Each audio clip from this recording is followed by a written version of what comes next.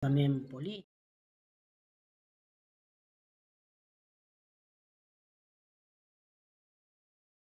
Lugares que es más temprano.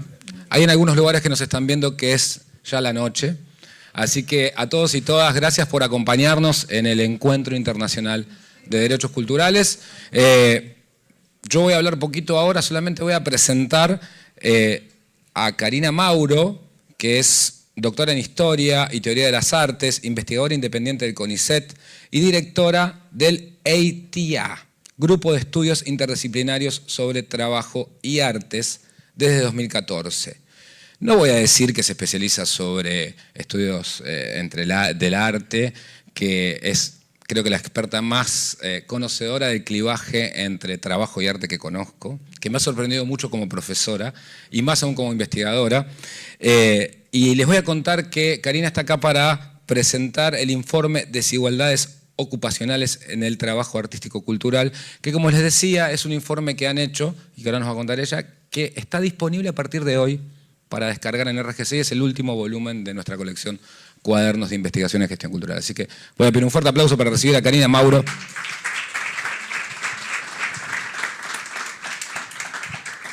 Bueno, muchas gracias a todos por estar acá en esta presentación, y muchas gracias a los compañeros de RGC, a Nico, a Emiliano, a Leandro, a todo el equipo, por querer que la presentación de este informe forme parte de este congreso, hacer todo lo posible para que la publicación esté lista para que así sea, y también por ponerse al hombro este proyecto desde el primer día.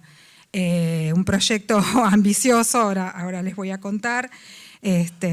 Así que bueno, nada, muy agradecida, y también muy agradecida por editar y aceptar publicar un texto pantagruélico de 422 páginas y más de 350 gráficos, que bueno, es una tarea muy difícil que agradecemos muchísimo desde el sistema científico, que últimamente estamos tan solos y tan vapuleados.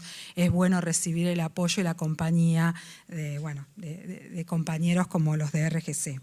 Bueno, mi idea es contarles un poco qué es lo que hicimos y qué es lo que ustedes van a poder encontrar en la publicación, y también contarles un poco cuáles creemos que son los debates que es posible que se abran a partir de esta publicación. Los estudios sobre trabajo artístico son un campo de investigación reciente, un campo de investigación incipiente. Como contó Emiliano, nosotros tenemos un equipo de investigación desde 2014 que se llama EITIA, Estudios Interdisciplinarios sobre Trabajo y Artes, en el cual lo que hacemos es analizar las condiciones laborales y las relaciones de producción en los bienes y servicios que involucran desempeño artístico. Como ven, esto ya tiene una apuesta. Creemos que existen relaciones de producción y creemos que existen condiciones laborales condicionadas por ellas en el mundo de las artes y de la cultura. Empezamos a trabajar en un panorama cultural, nacional y regional, que consideramos paradójico, y en parte esa paradoja es la que incitó a nuestra pregunta inicial. Esa paradoja tiene que ver con que en la Argentina, y desde larga data, existe una enorme y diversificada oferta de bienes y servicios artísticos. Esto, por supuesto, que en los últimos años se vio fortalecido por el llamado paradigma de la economía de la cultura, o de la consideración de la cultura como un factor de desarrollo económico. Y esa oferta de bienes y servicios artísticos coexiste también con una gran oferta de carreras artísticas, teóricas, teórico-prácticas, prácticas, e incluso también de carreras de gestión cultural. Pero todo este panorama coexiste con un trabajo artístico que es precario, gratuito en gran parte y sin derechos. Entonces, en los últimos años, digamos, y esto tiene que ver con un fenómeno pospandémico, la pregunta por los artistas como sujetos laborales se extendió a otras partes del mundo, ¿no? O sea, o surgió con más fuerza, no solo acá en la región, sino también en otros países. Es decir, con la pandemia, gran parte de la sociedad se anotició de que los artistas eran trabajadores, y esto de la mano de manifestaciones que fueron desde el Berliner Ensemble hasta los actores y actrices de Broadway que decían que no tenían para comer. Entonces ahí mucha gente se anotició, los artistas viven de su trabajo, son trabajadores también. Y ya que nos encontramos en este espacio, voy a aprovechar para contarles que este interés internacional por los artistas como sujetos laborales ha llevado, por ejemplo, a que un organismo como la Organización de Estados Iberoamericanos y la ESID hayan emprendido el proyecto de redactar un estatuto de la persona artista para Iberoamérica. Es un trabajo en el que yo me encuentro, formo parte, digamos, y les quería contar que el gobierno argentino es uno de los 2 o 3 de los 23 países de Iberoamérica que no respondió a ninguna de las convocatorias para discutir este proyecto de estatuto. Esa es la situación penosa en la que nos encontramos. Pero mi idea hoy no es hablar de la situación penosa en la que nos encontramos, sino hablar del futuro, porque en algún momento esto se va a terminar y vamos a tener que tener la capacidad para responder a las preguntas y a las problemáticas que queden, o mejor dicho, la capacidad para hacernos las preguntas que no nos hicimos en su momento. Entonces, en nuestras investigaciones sobre trabajo artístico nos encontramos muchas veces con el mismo obstáculo, que es la falta de datos. Entonces, en 2022 decidimos presentar un proyecto que se llamó Desigualdades Ocupacionales en el Trabajo Artístico y Cultural a una convocatoria de la agencia I+D+I. Es un organismo de investigación que prácticamente ya no existe, ha sido desmantelado en el último año por el Gobierno Nacional. Y para ese proyecto conformamos una red de 65 investigadores e investigadoras. Algunas de esas investigadoras están hoy aquí acompañándonos: Paula Simonetti, Mariana del Mármol, Mariana Sáez, Eugenia Blanco, Verónica Talelis y bueno, muchísimos más que hoy no pudieron venir porque se encuentran en otras ciudades o incluso en otros países. Hay que destacar que de esta red de investigadores por lo menos hay 3 investigadores que ya se han ido del país en el último año, ¿no? Como consecuencia de las políticas de desfinanciamiento. Bien, estos investigadores e investigadoras provienen de 9 universidades nacionales, que yo quiero mostrarles cuáles son, si pasa la diapositiva, a ver si me ayudan los chicos. Bueno, no pasa. De ahí, pero recién había que apuntar acá. Ya van muchos. Uno más, nos vamos. Bueno, ahí está, muchas gracias. Bueno, voy a nombrar las universidades: la Universidad de Buenos Aires, la Universidad Nacional de San Martín, de La Plata, de Río Negro, de General Sarmiento, la Universidad Nacional de las Artes, la Universidad Nacional de Jujuy, la Universidad Provincial de Córdoba y el Instituto de Desarrollo Económico y Social.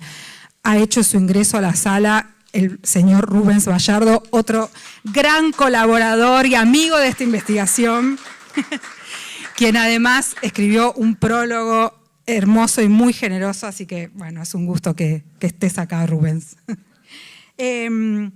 Bueno, como les decía, 65 investigadores e investigadoras de 9 universidades nacionales. El proyecto resultó ser uno de los 17 seleccionados en aquella convocatoria. Era una convocatoria sobre trabajo, y que haya sido seleccionado un proyecto sobre trabajo artístico realmente muestra el interés, digamos, que había en ese momento con otra gestión por esta problemática. Bueno, el proyecto fue seleccionado, arrancó en diciembre de 2023 y a mediados de 2024 el Gobierno Nacional decidió cortar el financiamiento sin dar explicación alguna. Quiero aclarar que el Estado argentino no ahorró un peso en esa lógica del ahorro que nos quieren imponer. El Estado Nacional no ahorró un peso de financiando estos proyectos porque el financiamiento provenía del BID. O sea que no sabemos por qué motivo, pero el financiamiento se cortó. Nosotros decidimos continuar igual con el proyecto porque considerábamos que teníamos un compromiso con las y los artistas que ya habían respondido a algunos relevamientos que habíamos lanzado y además porque nos parecía también una buena oportunidad de mostrar de qué manera el trabajo científico también se encontraba precarizado, ¿no? El objetivo general del proyecto fue entonces generar datos sobre los trabajadores artísticos. ¿Pero qué tipo de datos? Los datos culturales existentes, que no son muchos, como aquellos que podemos encontrar en la cuenta satélite de cultura o en el CINCA, analizan las actividades artísticas como sector. Esto significa que unifican capital y trabajo, es decir, miden a trabajadores y dueños de los medios de producción juntos, y por otra parte miden además actividades no artísticas, como por ejemplo la administración, el gerenciamiento, la provisión de insumos o instrumentos, etc. Esas limitaciones tienen que ver con la adhesión a estándares de medición internacionales, como los que provienen del convenio Andrés Bello de la UNESCO, pero el tema es que a nosotros, para analizar la realidad de los trabajadores de las artes, esos datos no nos sirven. Entonces, bueno, el primer aspecto a determinar era a quién íbamos a encuestar, a quiénes íbamos a encuestar. Y acá nos encontramos con un gran problema para los estudios de trabajo artístico, que es determinar quién es un artista y quién no. Este es un problema que no solo tienen quienes quieren investigar, sino que también tienen, por ejemplo, es un aspecto muy importante, yo diría picante, para los estados, por ejemplo.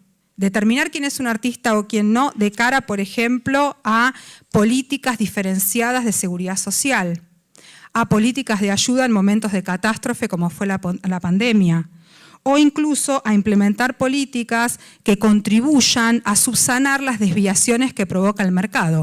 De hecho, ese es uno de los reclamos más constantes que le hace el sector artístico al Estado, y no con el objeto de lograr contrataciones para ganar dinero, que es lo que nos quieren hacer creer los sectores que quieren desfinanciar a la cultura, sino para garantizar el derecho al trabajo, ¿no?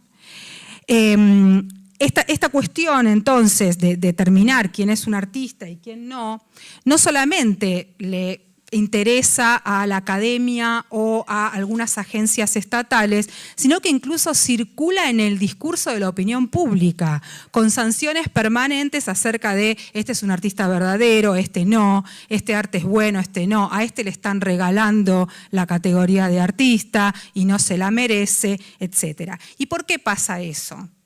Porque uno va a una fábrica, encuentra obreros y no duda de que son obreros. Sin embargo, con un artista se duda de que son artistas. ¿Por qué sucede eso? Bueno, porque la demanda de arte no precede a la oferta. Es decir, el artista es el que se ofrece su obra ante la mirada del público y necesita de alguna manera construir su demanda. Y la demanda de arte es muy esquiva, sobre todo cuando no hay grandes aparatos mediáticos publicitarios detrás tratando de imponer una obra de arte ante la mirada del público. Como sucede con la mayor cantidad de arte que se produce, por ejemplo, todo el arte independiente o autogestionado, ¿no? Entonces, y esto sucede en todos lados, esto lo analiza muy bien una investigadora que se llamaba Raymond Moulin para el caso francés. Lo que suelen hacer los estados es definir quién es o dirimir esta cuestión de quién es artista y quién no a través de la combinación de criterios muy discutibles todos, como por ejemplo la cantidad de venta de obra o la cantidad de contrataciones obtenidas, o sea, la sanción del mercado, o las certificaciones profesionales, que sabemos que en el mercado no tienen ningún valor. Las titulaciones artísticas en el mercado laboral o de bienes y servicios artísticos no tienen valor, o la autopercepción por la vocación o el reconocimiento de los pares. Para determinar a quiénes encuestar, nosotros no optamos por ninguno de estos tres criterios, sino que recurrimos a una vieja y olvidada idea que es la de plusvalía.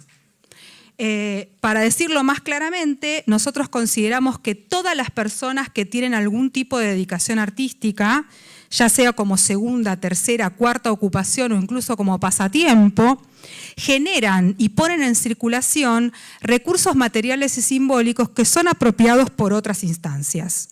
Son apropiados por otros agentes de la cadena de valor, fundamentalmente los dueños de los medios de producción. Son apropiados por el Estado, porque es muy conveniente poder exhibir una oferta de bienes y servicios culturales y artísticos diversificada y abundante. Y son apropiados por otros sectores económicos mediante un hermoso concepto con el que nos tenemos que familiarizar muy estrechamente, que es el de externalidades.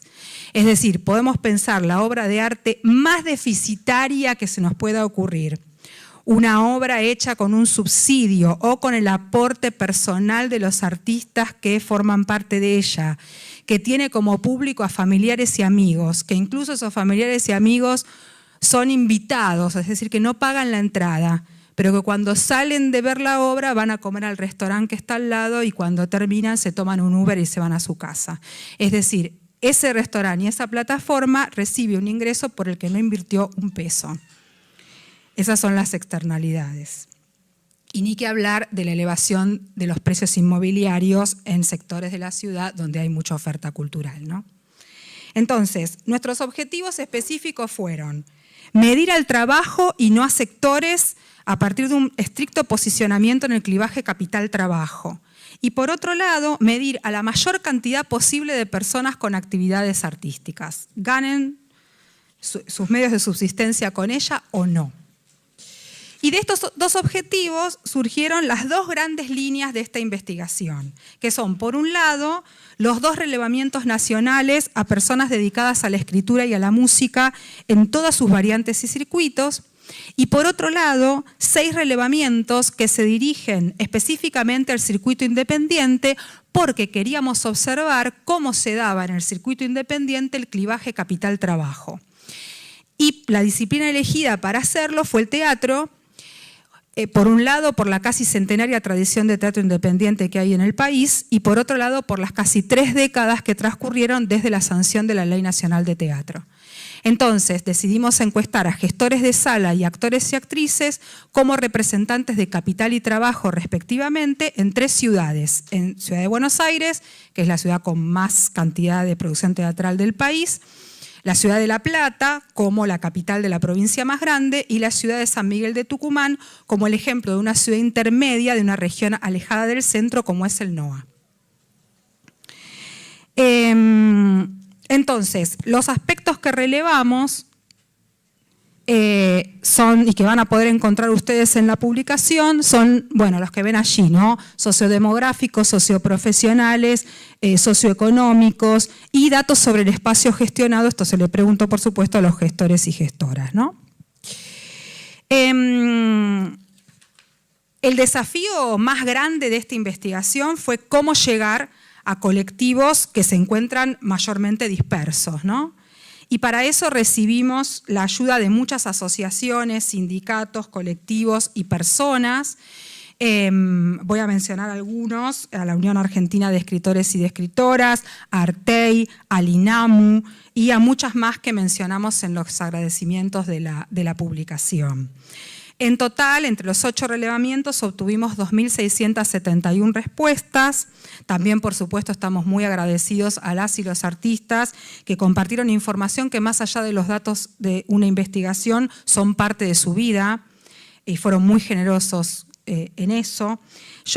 Mi idea no es aburrirlos ahora con datos y decirle, bueno, tanta gente hizo tal cosa, porque ustedes tienen, digamos, la publicación ya disponible para descargarla en su dispositivo amigo y analizarla y discutirla, etcétera.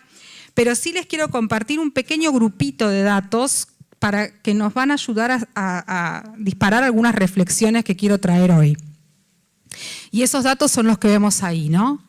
El 92% de los artistas encuestados tiene estudios superiores generales, completos o incompletos, y el 60% tiene estudios superiores específicos, es decir, artísticos, completos o incompletos. el 30%, o sea, solo el 30% logra dedicarse exclusivamente al arte, mientras que un 57% se dedica a la docencia. El 80% percibe ingresos que se ubican por debajo de 4 salarios mínimos, lo que hoy en día sería 1.271.000 pesos, por todas las actividades que realizan, artísticas o no. De todas esas actividades, los ingresos por ocupaciones estrictamente artísticas no aportan más del 10% en la mayoría de los casos, mientras que los ingresos por docencia y otras ocupaciones artísticas, ocupaciones no artísticas, representan del 75 al 100% de esos ingresos.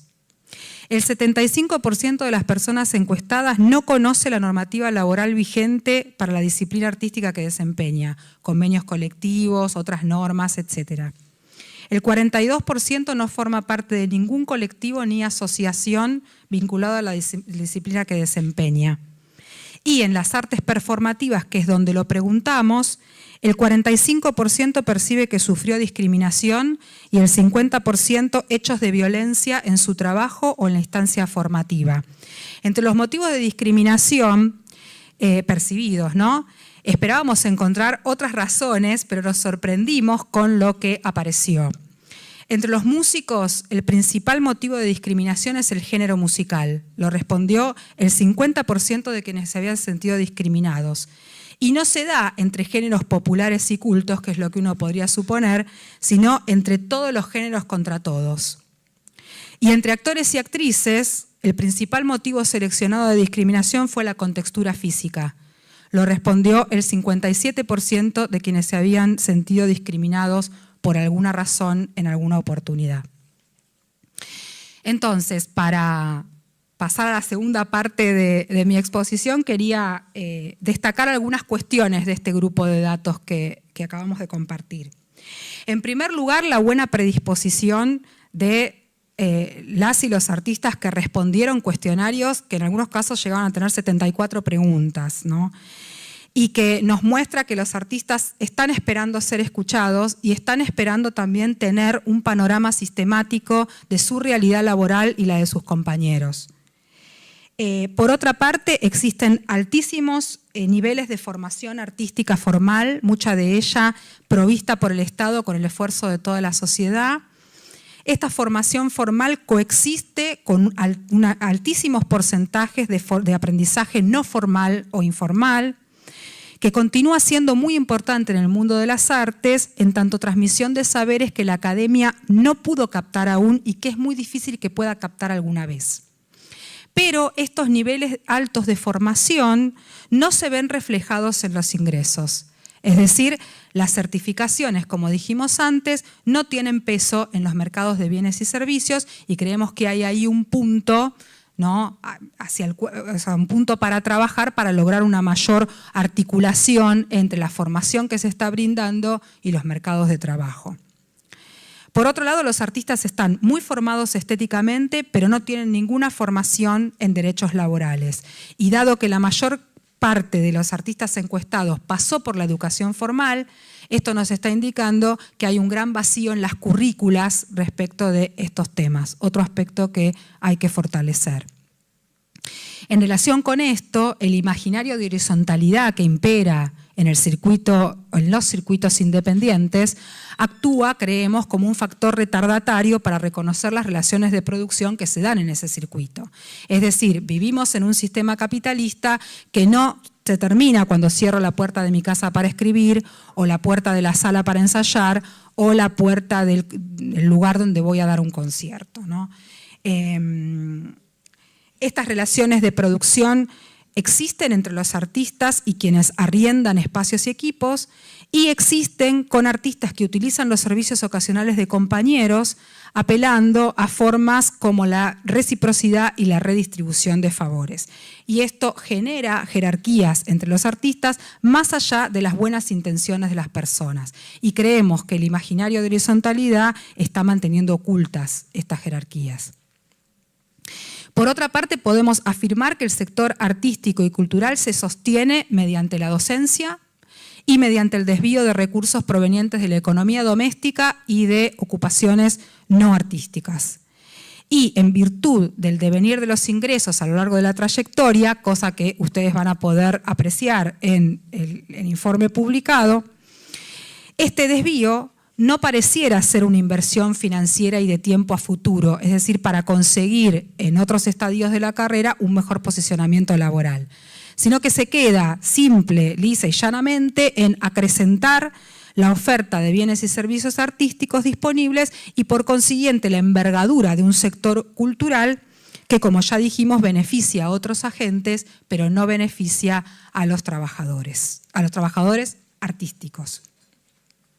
De más está decir que se confirma con los relevamientos que hicimos que las condiciones laborales de los trabajadores artísticos están marcadas por la inestabilidad, por la autogestión de proyectos no sustentables económicamente, por la multiactividad, por la informalidad, y esto se asocia, por supuesto, con la subocupación o la ocupación a tiempo parcial en dedicaciones artísticas involuntaria, es decir, como no se llega a un salario digno, hay que complementar la actividad artística con otras ocupaciones, pero además hay que tener varios proyectos artísticos simultáneos para permanecer visible en el campo artístico.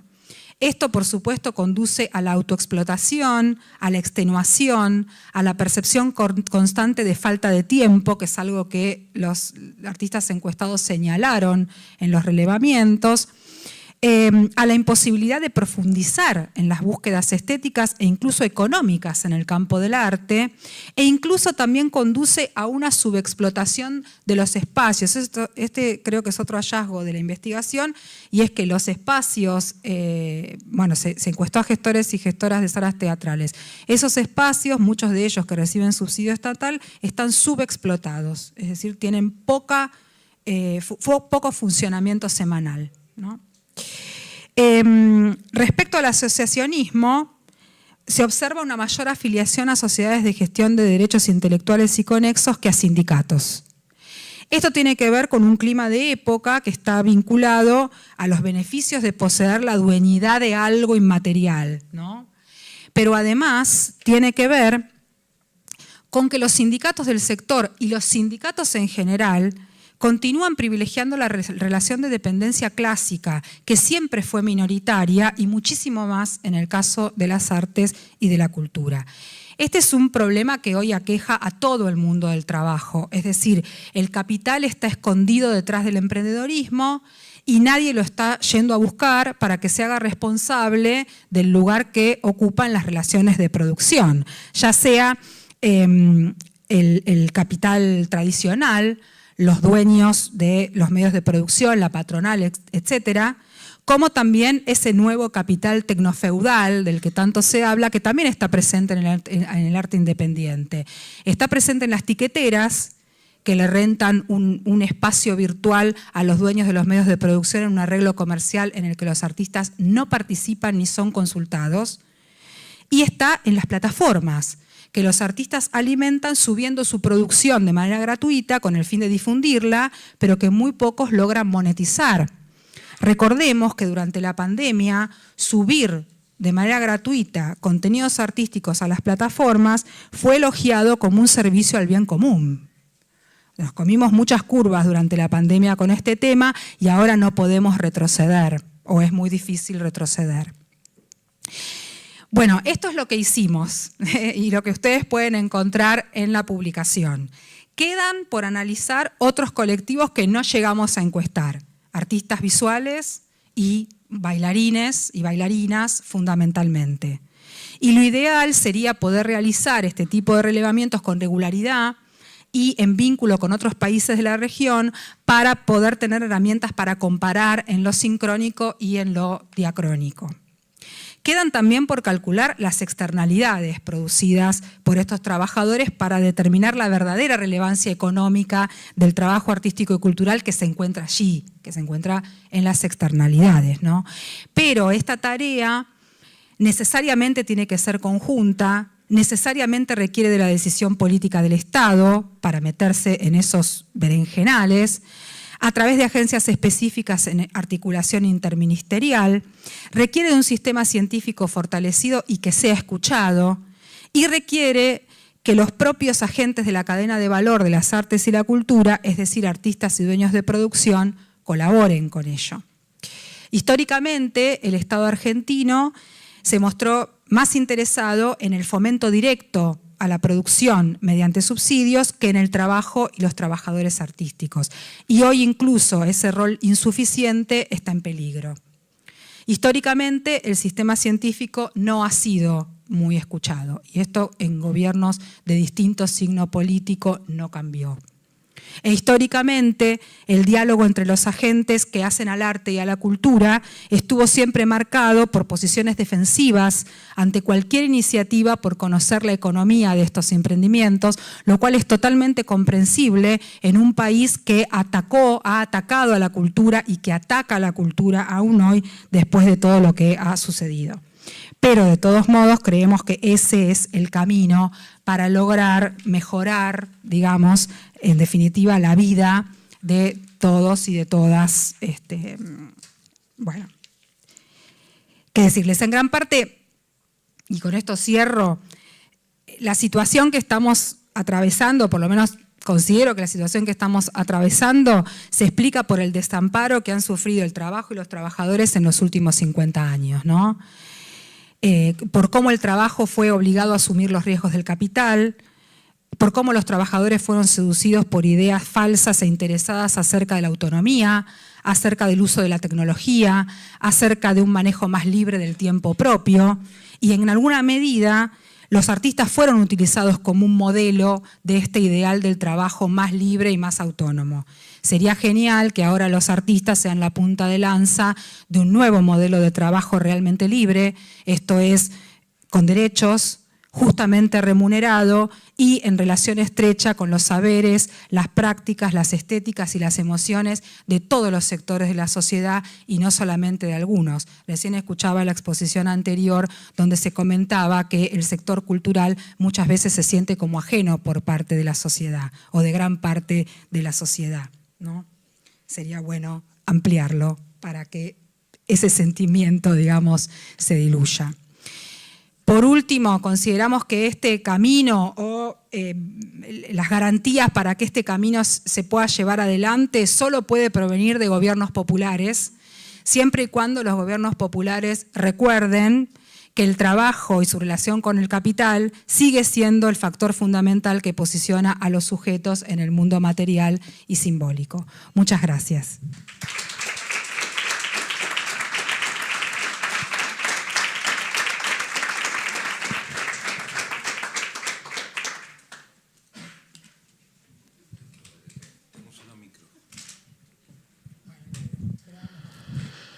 Y impresionante, ¿no? Tenemos preguntas. Las vamos a... Eso, más aplausos, así ayudan también. Había varias preguntas en internet sobre el acceso a la investigación, Cari. Si hay algún equipo o algo quisiera profundizar en el conocimiento, podemos pasar tu contacto. Sí. Ahí está, miren. Quienes preguntaban en YouTube, me voy a correr, pero lo ven en pantalla igual. Ahí están los contactos con el equipo de investigación, el EITIA, y ahí pueden llegar a conseguir mucha más información, pero el informe está increíble y muy bonito. A ver, me pregunto, un actor o actriz que decide alquilar y habilitar un espacio como sala, ¿automáticamente se convierte en dueño del capital? ¿Capital? ¿Quisieron decir? ¿Representante del capital? ¿Es lo mismo alguien que es dueño del inmueble que el que lo alquila? Desde el marco teórico de la investigación hacen esta pregunta. Bien, bueno, muchas gracias por la pregunta, está muy buena. Es una pregunta que siempre surge. La respuesta corta es sí. La respuesta larga es, en el mundo del teatro existe una expresión, digamos, muy conocida que es el empresario de paredes o el empresario de compañía, ¿no? El empresario de paredes es el dueño de la sala, sea dueño del inmueble o sea propietario de la sala como emprendimiento comercial, digamos, ¿no? Y el productor, ¿no? Así que sí, en principio sí. En el mundo del arte siempre existió, y nosotros nos vamos a las huelgas de actores del 19 y del 21, ya ahí estaba la problemática del actor empresario. O sea, de esa persona que cumplía los dos roles. Digamos, reafirmo la noción de que estamos hablando de roles, no de personas. Y eso es lo que dificulta muchas veces el debate. Por eso es importante la asociación colectiva, para que el debate no sea de persona a persona, sino que sea colectivo, ¿sí?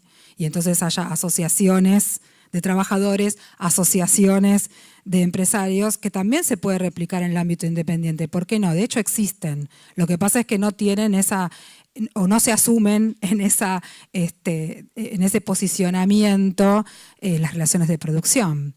Pero existen y son herramientas disponibles para el diálogo. Buenísimo. Seguimos recibiendo por acá. Tenemos una acá, para que se puso una polémica con alguien que se enojó porque no preguntamos algo, entiendo, de un caso de Chile, de una corporación que había funcionarios, no sé, se perdió la pregunta, pero bueno, estamos ahora con el informe. Y había una pregunta acá. Karina, Gilda Sosa pregunta, ¿considerás que las cooperativas culturales como figura jurídica y modo de organización son una opción para la formalización del trabajo artístico y cultural? Bueno, sí, podrían serlo. ¿Por qué no? O sea, el caso en Argentina es bastante paradójico porque, por ejemplo, el modelo cooperativo del teatro es una cosa inexistente.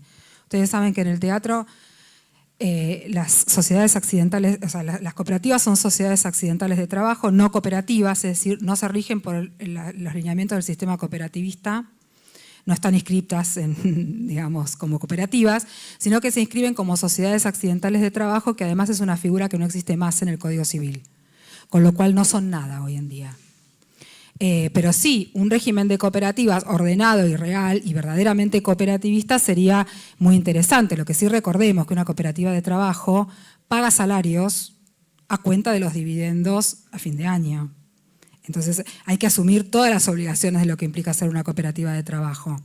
Y recordar siempre que las cooperativas de trabajo se inscriben en un sistema capitalista. Por lo tanto, deben pagar los salarios de quienes contratan y a su vez, bueno. Es decir, puede serlo siempre y cuando sepamos lo que son las cooperativas y, digamos, y esté normalizado legalmente ese sistema. Porque, reitero, el caso, por ejemplo, del teatro no son cooperativas y nadie lo sabe. De hecho, la reglamentación en la que bueno, ya no estaría en vigencia porque las sociedades accidentales de trabajo no existen más, pero aún así la reglamentación no está disponible porque no está disponible. Uno la va a buscar a la Asociación Argentina de Actores y no está. Una de las preguntas que nosotros hicimos en el formulario de actores y actrices era si alguna vez habían leído esa reglamentación. Y bueno, el 80-90% dijo que no, lógicamente porque no está disponible. Entonces, bueno, reitero, sí, es posible, pero tenemos que hacerlo, tenemos que organizarnos, porque si no, no se puede.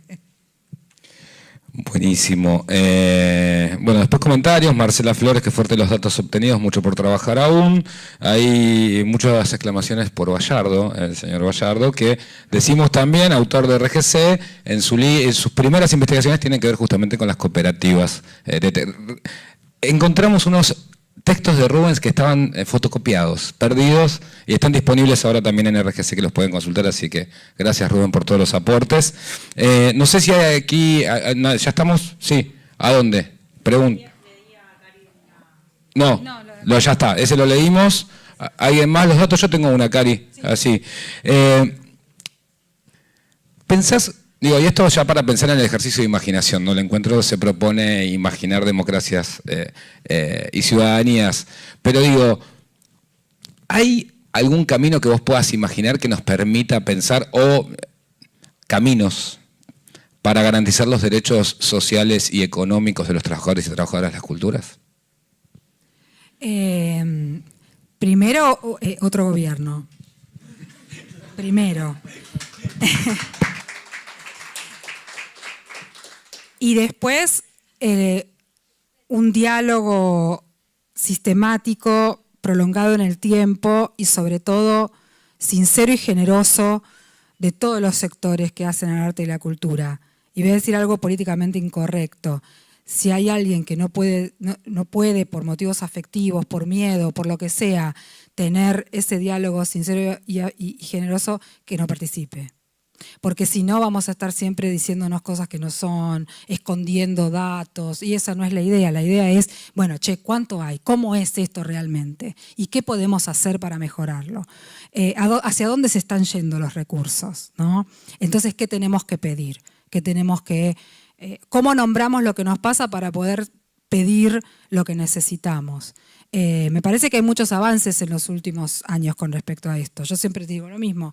Cuando yo empecé a investigar esto, a mí me corrían de todos lados. Se enojaban, me decían, vos no podés decir estas cosas. Y con el correr del tiempo, incluso antes de la pandemia, ya ese malestar que era un radiopasillo de hasta para el colectivo tenemos que comer plata, ese malestar que empezó sobre todo en las generaciones más jóvenes, que recibían en las instituciones de formación el discurso del teatro independiente histórico, pero que ya no creían en él, porque las instituciones de formación siguen dando esos contenidos, ¿sí? Empezaron a poder nombrar ese malestar que percibían con, acá económicamente está pasando esto, laboralmente está pasando esto, y no en vano esa imposibilidad de nombrar, decantó hacia las denuncias de violencia de género.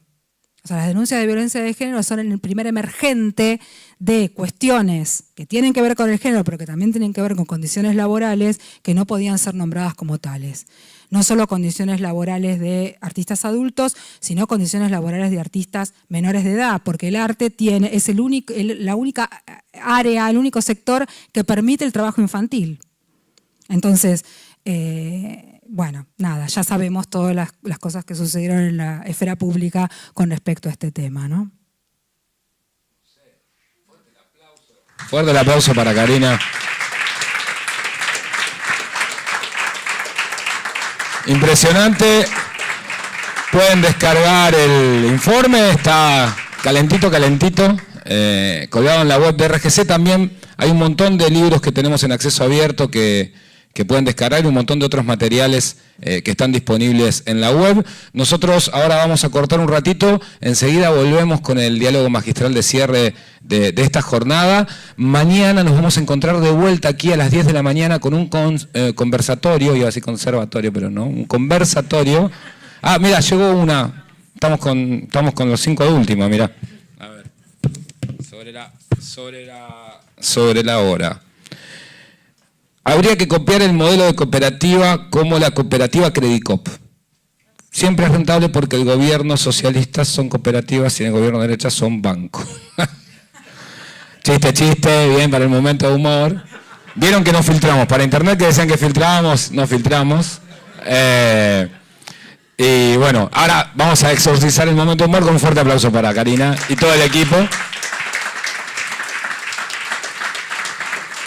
Y les decía, lo veo a Pedro de Leye porque mañana, entre otras cosas, va a haber un espacio de discusión muy importante a 20 años de la Convención de Promoción y Protección de la Diversidad de las Expresiones Culturales de la UNESCO. Bueno, ¿qué está pasando hoy? Si la Convención todavía nos está dando respuestas o no.